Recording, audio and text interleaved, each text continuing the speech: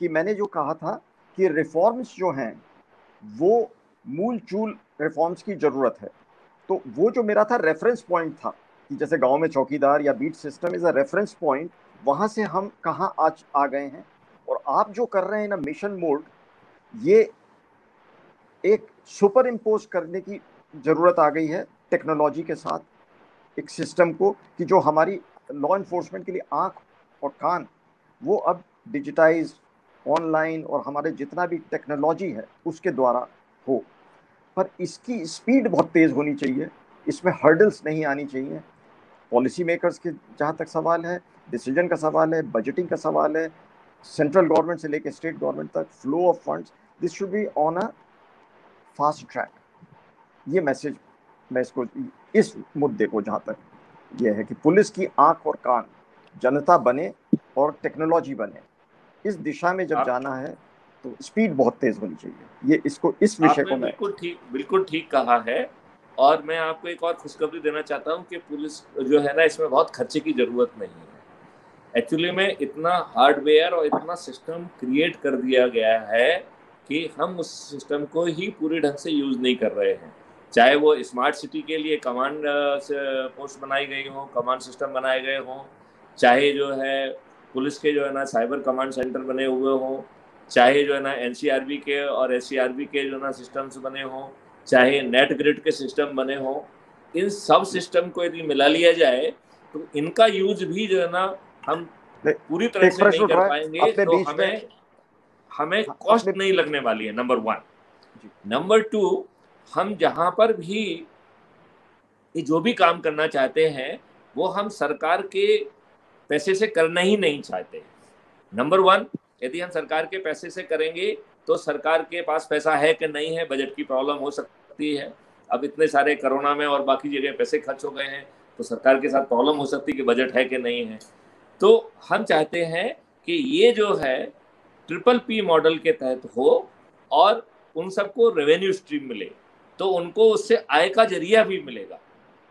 और चूंकि फॉर उसका रिटर्न ऑन इन्वेस्टमेंट, चूंकि उसमें रेवेन्यू स्ट्रीम डाली गई है, revenue stream of supplying evidence, revenue stream of supplying information about the crime, revenue stream for जो है ना वायलेशन, और उसका जो है ना एक पूरी टेक्नोलॉजी डिजाइन कर दी गई है जिससे कि जो उसकी ऑथेंटिसिटी है to be accepted in court of law, उसका बहुत ध्यान रखा गया है। तो जैसे ही वो चीज कैप्चर करती है, इसलिए इसमें अपलोडिंग का सिस्टम नहीं है, इसमें कैप्चरिंग का सिस्टम है। आप अपने वॉलंटियर ऐप से जैसे ही किसी चीज एविडेंस को कैप्चर करेंगे, उसी date and time and location के साथ जो है ना उसको वो लॉक कर दिया जाएगा with hash value. And even जब वो डिजिटली मूव कर रहा है तो hash value to hash value matching होगी, जिसको कहते हैं blockchain technology. So we will use blockchain technology.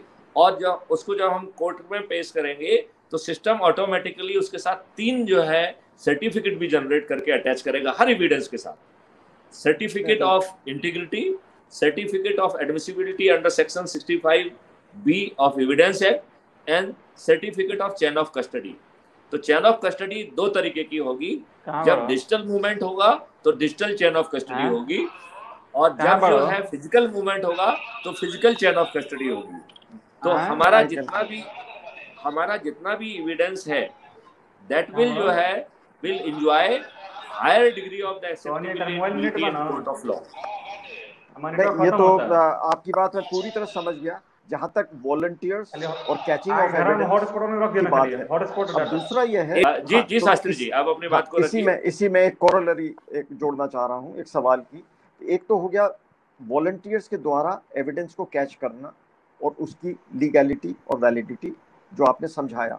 और दूसरा एस्पेक्ट यह है कि एक अर्बन, जैसे अर्बन सेटिंग या rural setting, coverage of an area bye CCTV.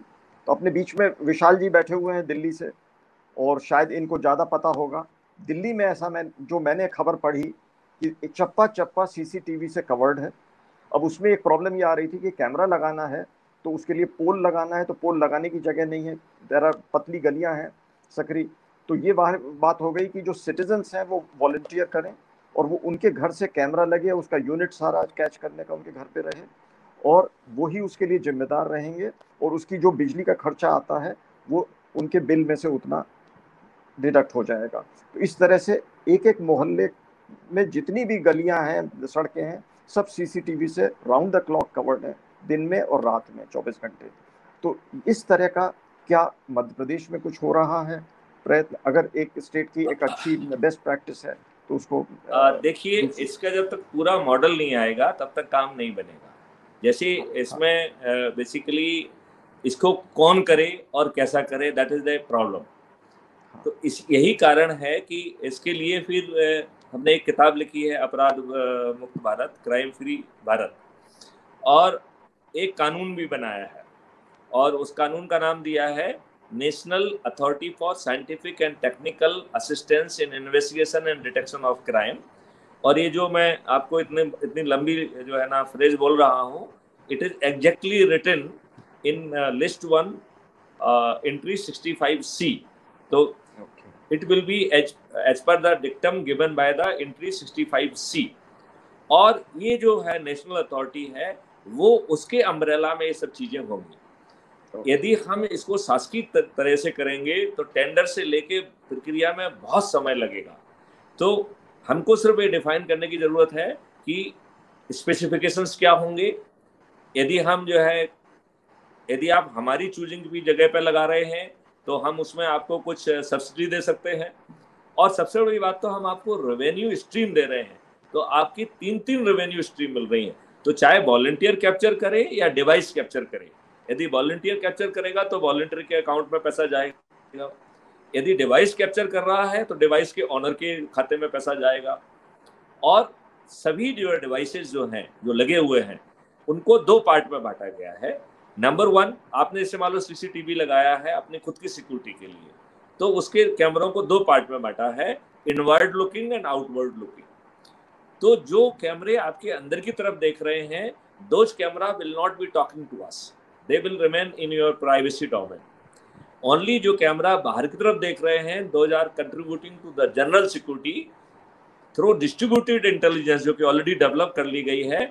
My system would be in position to talk to them directly, और उसको जो है वो उसी समय डेट एंड टाइम और लोकेशन के साथ जो है उसको लॉक भी करेगा, क्योंकि उसमें फेस रिकॉग्निशन से लेके ढेर सारे रिकॉग्निशन हैं, करीबन 6 या 7 रिकॉग्निशन है। Face recognition, expression recognition, gait recognition, fabric recognition, then आपका vehicle recognition, associate recognition, body mass जो है ना इंडेक्स रिकॉग्निशन। तो इतने सारे रिकॉग्निशंस को कैप्चर कर रहा है, और वो जो क्रिमिनल्स या एसोसिएट्स उनके हैं, उनके साथ डाटाबेस में वो अटैच हो रहा है। तो ये नोट्स जो है, they will be in position to indicate, they can be even task कि hey remain alert, this target is going to जो है ना come within your purview. तो जब हम एडवांस टास्किंग करेंगे तो उस तरीके से टास्क हो जाएगा वो, और सिस्टम ने खुद अपने लेवल पर डिटेक्ट किया तो दे विल इंटीमेट कि अभी अभी ये बदमाश जो है ना हमारे सामने से निकला है, उसके साथ ये एसोसिएट है, he is in this vehicle. Then backend technology will decide कि ये इसके कौन कौन से रूट्स जा सकते हैं, और जब वो निकल रहा है उसकी भाव भंगिमा से और बाकी चीज़ों से हम ये निष्कर्ष भी निकाल सकते हैं कि what is his intention, whether he is going in a normal course of business और he is going with the intention to commit crime.